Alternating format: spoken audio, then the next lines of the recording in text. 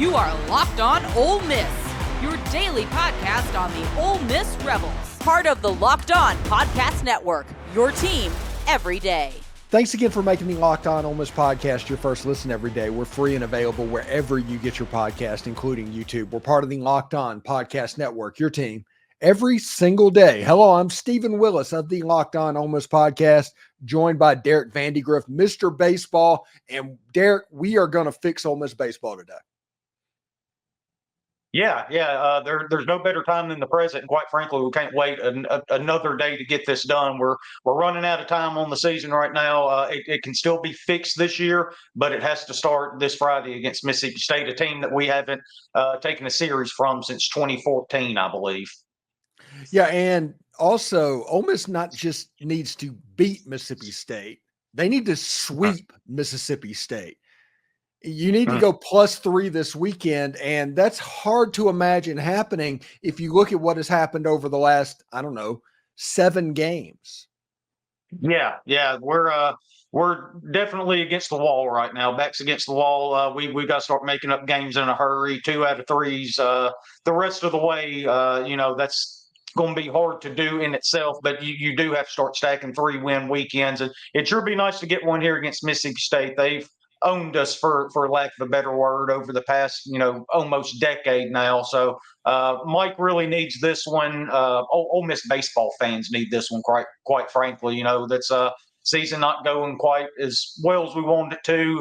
Last year didn't go real well, and when you start putting losses to Mississippi State on top of that, a lot of angst starts building up in the fan base. So, but yeah, if we could get 3, that would definitely help our case. But it's going to be one hell of a task this weekend with the Bulldogs coming in. The team's playing pretty well. They're 6-6 in the SEC. 21-12 overall. They had Florida on the ropes 3 times last weekend. Was leading going into the 9th inning in all 3 games. Florida's scuffling a little bit. It's probably not as impressive looking at it now with them getting beat like 19-4 or something by Florida State in the midweek. Their overall record's not that good, but they're still a really talented team. Mississippi State took them to the wire all 3 games, able to only come away with one of them, though. So Ole Miss has its work cut out for them, and pitching's got to be the big thing for us this weekend, because Mississippi State can hit the fire out of it. Yeah, it's a crazy thing. It's like, does Florida just throw out a slow pitch softball pitcher on midweek games? Because everybody has beaten Florida in the midweek this year. Yeah. You go back to Jacksonville State beat them a couple of weeks ago. I mean, it goes on and on with these. No, that was games. Jacksonville. That wasn't even Jacksonville State. That was Jacksonville. Yeah. That was Jacksonville. You're right. That wasn't the Gamecocks from Oxford, Alabama. That was actually Jacksonville there in Florida. But yeah, and then going on the road this past weekend and losing 3 to Missouri. I mean, my gosh, how do you do that? They're, perceived to be the worst team in the SEC, but now you look up and they're ahead of Ole Miss and LSU, I think, and then Auburn, all in the SEC standings after taking 3 games from Florida over the weekend. So yeah, they're really struggling. It's kind of weird that they're at this point with a player like Jack Caglione and then Shelton there at shortstop, the transfer from Alabama, having another really good year. They just don't pitch it particularly well, and especially in the midweeks, it's like they care absolutely nothing about midweek games there in Gainesville, and that's probably going to come back and bite them if they don't turn it around quick themselves. I don't even know if it's not that they care about them. I just don't think they're as good as they thought they were. Or they were good as everybody thought they were, actually. Mm-hmm. Yeah. Really talented team, but for whatever reason, it hasn't come together, and it's mainly the pitching staff. Now you get to Sunday, and you've taken a game, and you got Caglione going on Sunday, then yeah, you're in pretty good shape. But you still got to get through Friday and Saturday if you're Florida as well, and that's been a problem for them. Obviously, this past Sunday was a problem for them, even with Caglione starting, and then you throw midweek games in the middle of that too, and that pitching staff is just really had a tough time finding outs and getting them through games, even with a really good offense like they have. So it's definitely an interesting situation down there. All right, so let's pump a little sunshine into the fan base right now, okay? Yeah. Give me some Ole Miss baseball players that actually is playing well. All right. Well, I mean, that's pretty easy. You start Friday nights with Riley Maddox. That guy, ever since he's been put into the starting rotation, there on the weekends, and even going back when he was starting midweeks, he's been really, really good for us. Sinker's really working. Tons of ground balls. I mean, ground ball after ground ball after ground ball. It's one thing we talked about on our show last week is, it's good that the sinker's working the way it is because that's the key to Riley Maddox's success. Now, going into last weekend, the problem was he was getting all these ground balls, but it was coming. It was ground balls to an infield that was coming off of a weekend where they committed 9, 10, 11 errors, whatever it was, right? So, it's kind of a give and take there. Yeah, you want him to be on his game and force all these ground balls, but you got to be able to field it too. We made that swap last week, put Braden Randall at shortstop. I thought he looked really, really good defensively for us there. He just looks a lot smoother there at that position. Arm looks a lot better over there. And quite frankly, it really helped out Luke Hill getting him over to second base. I thought he made a few good plays over there at second base as well, kind of took the pressure off of him being that shortstop. So I think we've got something there in the middle of the infield with Randall and Hill at short and second, just swapping it up there. And with Riley pitching the way he is, that's the recipe for success. Fisher's been good over at third defensively for us basically all year too. So, now we've got to figure out the defense at first base. I'm not completely sold on Jackson Ross over there. He just doesn't catch it at near the clip that he needs to. I thought there were a couple errors that got charged to Luke Hill earlier in the year that were really on Jackson Ross, not coming either off the bag to keep it from going to the backstop or not reaching out far enough, not extending towards Luke Hill or other throwers, whether it be Randall at second base, to get that extra 0.2 of a second to beat that runner at first there. I thought Udemark looked really good over there, quite frankly. He's a really good athlete and obviously a lot bigger than Jackson Ross, has a lot bigger reach. So I think my play would be putting the Udemark over there at first, leaving him there and letting him be the defensive first baseman, just leave him alone over there, let Jackson Ross DH. And then, you kind of figure out what to do with Furness and those guys from there. Whether they be pinch hitters or something like that. But Maddox has looked really good, though. Doyle, I still thought he looked good. He got squeezed a hell of a lot there on that Friday night game in Arkansas, but I don't think there's anybody in the country that's more dependent on an umpire than Liam Doyle. If he doesn't get the high strike at the letters, then he's just not going to be successful. That's what he lives on. The elevated fastball is such a good pitch for him, and I know a lot of baseball people will say when you leave the fastball up, that's when it's going to end up getting crushed. But he has such a high spin rate on his. He's able to get them by these hitters, and he's really feasted on people with that high fastball. But it also has to be called by the umpire too, because if they just lay off of it and take it, the umpire's got to call that letter high strike. That way he can work his slider down in the zone off of that high fastball with the movement and the change of velocity, and it really keeps guys off balance. So I'm not really worried about Liam. It seems to be very umpire dependent with him. And look, we might have found something on Sunday there with Mason Nichols. I thought he looked really good Saturday, being the third pitcher of the weekend for us. I thought Mason looked really good. Struck out the side on 10 pitches there in the first inning, got in a little bit of trouble there in the second, and then in the fourth, after the third inning, I said I would have pulled him. That's where I would have ended it for Mason. He did his job, 3 scoreless innings. Got into the fourth. You could see he was starting to get a little tired. He hasn't started, I don't think, in his career leading up to that. So he's not really stretched out for a starter's workload. He was already up to 40-something, maybe even 50 pitches through that third inning. I thought we should have got him out of the game right there. But leading up to that, I thought he was really good. And that's probably just what we're going to have to do with that Sunday roll, is get a guy in there that can go, 1, maybe even 2 times through the order, and then start working our bullpen in from there. So that would be my positive spin on it. I think that's the way we should play this weekend. Go Maddox, Doyle, and Nichols again. I haven't seen an official announcement from Mike. Like he usually puts it out earlier in the week. I hadn't seen anything going into the week this weekend, but that would be my assumption. That's who we throw out there, and that's definitely who I would go with. I was impressed with those guys this weekend. All right. Thanks for making the Locked On Ole Miss podcast your first listen every day. When we come back, we will talk about how do we fix Ole Miss baseball. We all remember what it was. How do we fix Ole Miss baseball? Hey, it's playoff time in the NBA and the NHL, and baseball is in full swing, and FanDuel is your place to bet on every single game. Right now, new customers can get $150 in bonus bets guaranteed. That's $150, win or lose.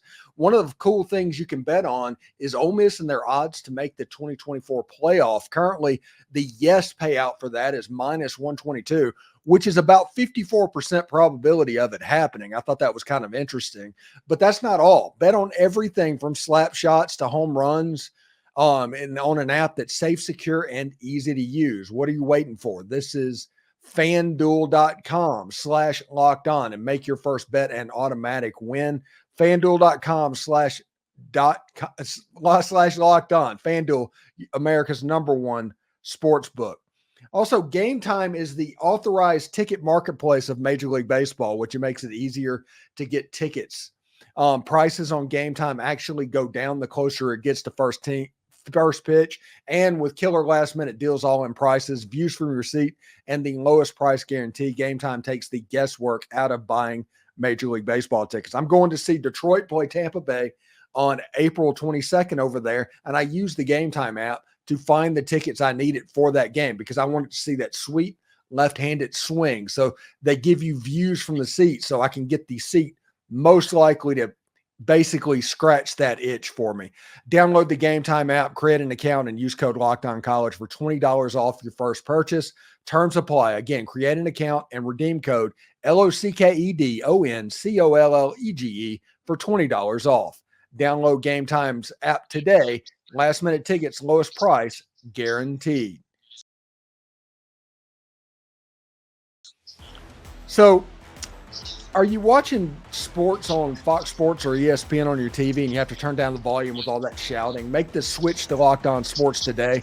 It's a free 24/7 sports streaming channel program for you each and every day to bring the biggest stories without all of that screaming. Locked On Sports Today brings you can't miss analysis, opinions, and news streaming 24/7 on YouTube and the free Amazon Fire TV channels app. Part of the Locked On Podcast Network, your team every day. All right, Derek, how do we fix Ole Miss baseball? Go. Yeah, it really comes down to evaluations, right? If you don't evaluate a kid properly, then you're going to end up spending NIL money, scholarships, all that stuff. It's one thing that we had been very, very good at throughout the first 20 years of Mike Bianco's tenure here at Ole Miss, and it's one thing that it seems to be lacking a little bit with the program right now, right? You see guys like, we'll start out with Jackson Jobe, right? Let's go there first. They identified him. He's going to be this guy. Well, he blows up, and all of a sudden he's all over major league radars, goes in the first round, and that's one signing that you don't get out of a class. You were so good at evaluating there that it ended up costing you in the draft. Cooper Pratt from this past signing class was another one of those guys. Now, yeah, you want to sign them in case something happens and they do end up coming to your school, but you can't have too many of the guys that you sign go on to play Major League Baseball and leave in the draft. You got to have a lot better feel of guys that you are going to get to campus. I think that's where we need to start.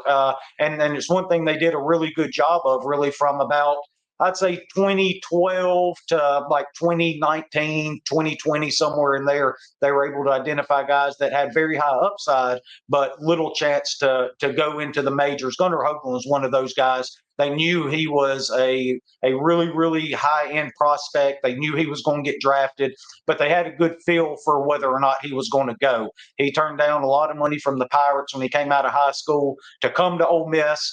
So that's one that they hit on. But then you look back and you've got the Jackson Jobes and Cooper Pratts, and that's kind of hurting us right now. Also, we're really heavy in the transfer portal right now, and I totally understand why, because the roster was so depleted after that 2022 national championship. Lost Elko and Graham and Bench, and then you turn around and lose Harris and Gonzalez and Kemp Alderman after that the next year. And so you had a lot of hitters you had to replace, and they obviously weren't on the roster at that point. We were really hopeful for guys like Will Furnace, Judd Udermark, and I think they're still going to be good players, really good players in this program. Super high upside for both of them, but they're obviously not ready to take over the everyday role and be the guys in the middle of that lineup. So we had to hit the portal really hard, and basically we've hit on Andrew Fisher is a really good all-around player, defensively, offensively, seems to be, a really good leader out there. And then, Trayson Hughes is one of the better defensive right fielders I've seen come through Oxford in a really long time. The bat hasn't translated from Mercer to Ole Miss, though. He makes good contact. His contact skills are very good. Doesn't strike out just a whole bunch, but the power is completely zapped. Still hasn't hit a home run this year after hitting 14, I believe it was, last year with Mercer. So that hasn't translated the way we had hoped. And kind of same thing with Luke Hill, a guy that puts the bat on the ball. He puts good swings on it, drives it pretty well, but not everything is coming together. It's not gelling the way it needs to. You've got a guy like Ethan Leger who has turned into an all-conference hitter for us. And then Jackson Ross tears up the non-con, another transfer, but has been a little lackluster here since conference play has started. So, you got to get back to what they did really well the first 20 years, identifying high school players and coming in and developing them as well. Look at guys like JT Quinn and Grayson Saunier, two high-end pitchers coming out of high school that we had really high hopes for. And I spent the entire offseason saying it. I don't mind bringing it up that I thought both of those guys were going to be absolute dudes. And it's not fair with Quinn in particular, dealing with blisters to start the year, and then he has the oblique and hasn't pitched since then. So he's dealing with injuries. And I do still really like his stuff. Maybe he will end up being one of those guys. But, year after year after year, we would have the Gunnar Hoagland, Doug Nikhazy, White Short, Ryan Rawlison, all these guys coming out of high school that we would develop, and we would have this really high-end pitching staff. And basically since Nikhazy and Hoagland and that group left, we really haven't had that.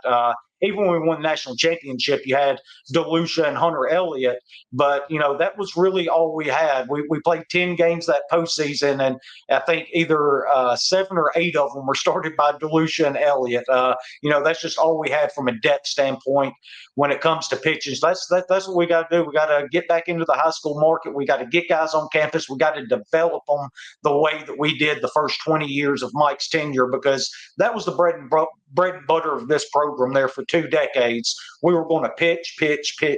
And, that's just really been a problem here the last 2-3 years, even going back to the national championship year, even though ironically that's what ended up carrying us all the way to the title. So that's where I would start at. High school pitchers, get them in here, get them developed, and have a good rotation of them year after year. This is more of a baseball at large question, but isn't it about time that we get back to pitchers instead of throwers? Yes, absolutely it is. And I think Riley Maddox is a great example of that. He's a pitcher, right? He's not going to go up there and throw it, 95 to 97. He's going to go up there and he's going to work the corners. He's going to depend on movement with the sinker. He wants you to hit the ball. He wants you to make contact. And instead of going up there and just trying to throw everything by somebody or go up there and try to, with a funky arm movement or this some kind of wild ephus pitch of some kind that has a funky movement to it, and just try to fool guys.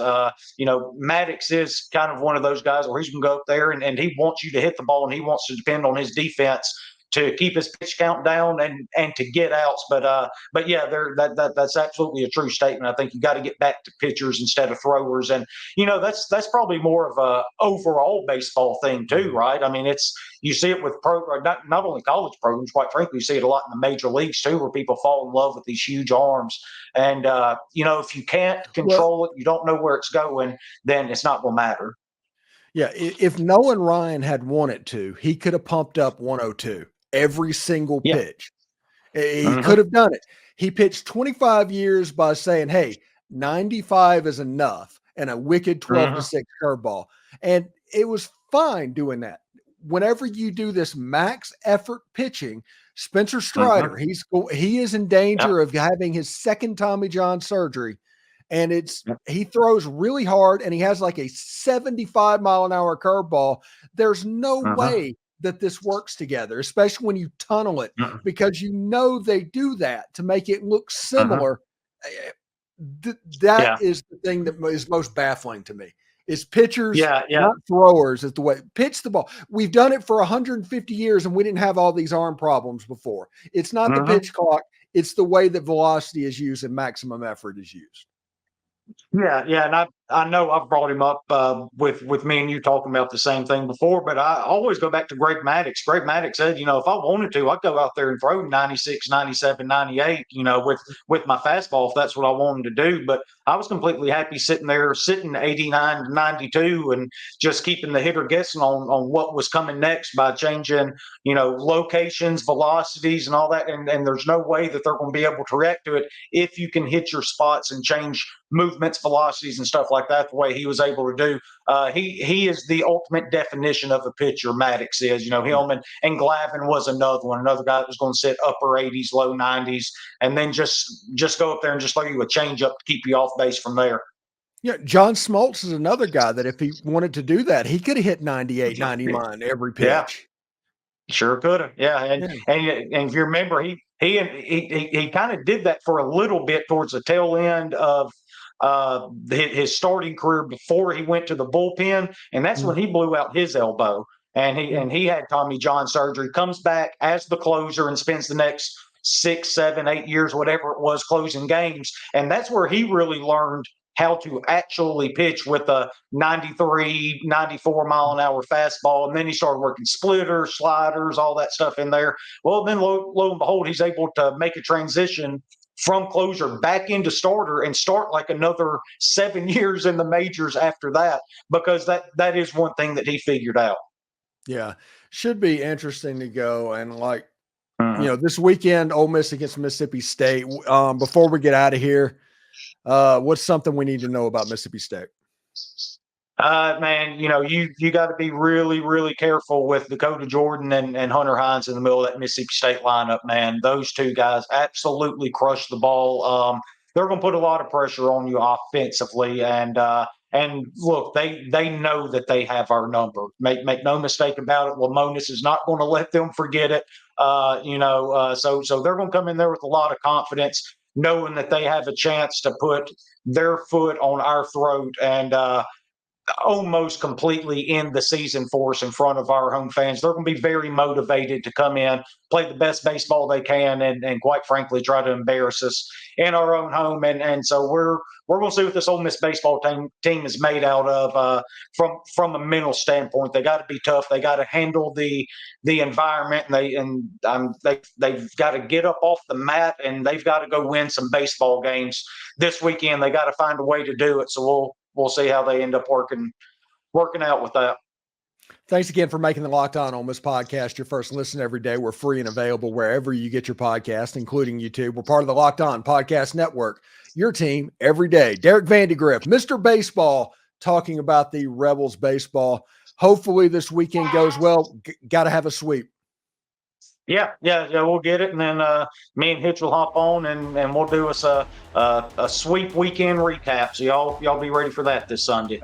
That's what I like, man. Take care, Derek. That's right. Thank you very much, buddy. All right, bud. All right, hi, Toddy.